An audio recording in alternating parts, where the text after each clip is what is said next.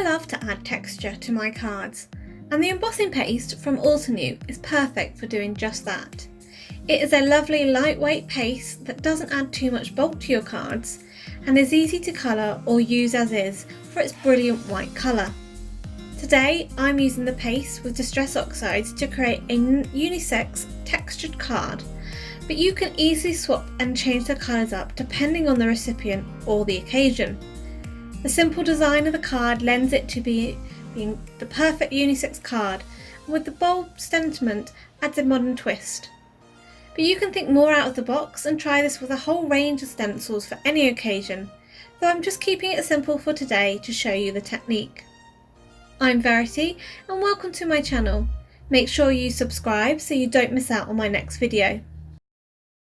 For this card, I'm using the Altenew Grid stencil along with Gina Softstone Cardstock, a great neutral cardstock for the base of this card. I'm going to create a mask using Inka Dinka Do masking paper and trimming a sheet down to the size of my card panel, which for this panel measures at 5¼ inches by 4, so slightly smaller than the card base. Next, I'm die cutting a rectangle from the middle of the masking sheet and using the negative frame to position onto the card. This will create a border to the textured background without adding another layer, but helps frame the background. Next, I'm using washi tape on the back of the card panel to adhere the stencil down. As I mentioned, the embossing paste is very lightweight and easy to work with. I'm just using a palette knife to apply small dabs of the paste onto my glass craft mat. And I'm doing this 3 times as I'm going to create 3 colours for an ombre look. To colour the paste, I'm using 3 colours of Distress Oxides, though you could use any ink pads you have to hand. For the lightest colour, I'm using Tumbled Glass, then I have Blueprint Sketch, and lastly I have Chipped Saphire.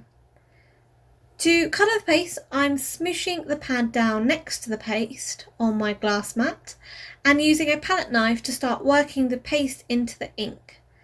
So the more ink you put down to begin with, the more intense in colour the paste will become.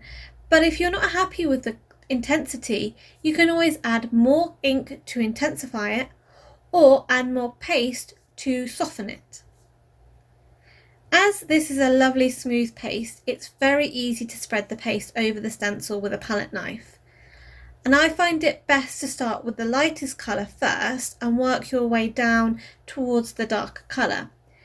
I do this to try and maintain the lightest colour and make sure it retains its purity so it doesn't get too tainted with any of the other colours.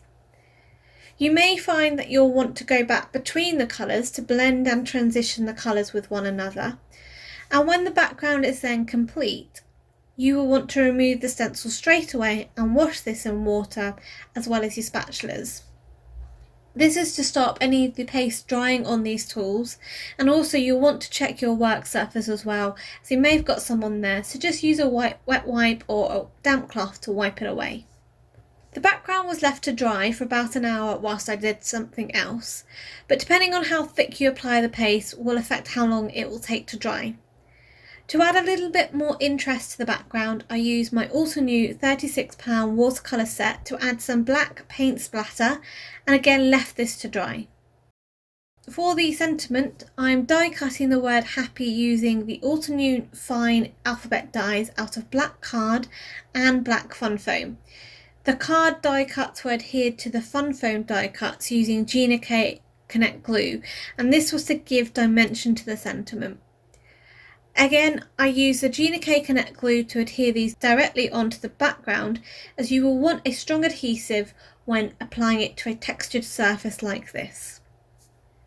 A stamp sentiment from the Altenew Birthday Builder stamp set was added to the front and finished off with a few black Nouveau drops from Tonic Studios.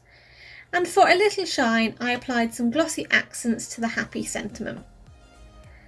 Adding texture like this is such a great and easy thing to do, but can add so much interest to the card without adding a lot of bulk.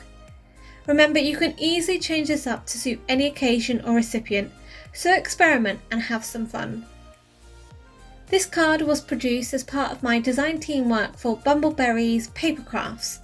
This is an online UK EU stockist of American stamps and dies, so make sure you check out Katrina's site. If you're not a subscriber of mine already, why not think about clicking the button below along with that bell icon to be notified when my next video is up. You may also like this other video too, and I hope you enjoyed today's technique. Until next time, happy crafting!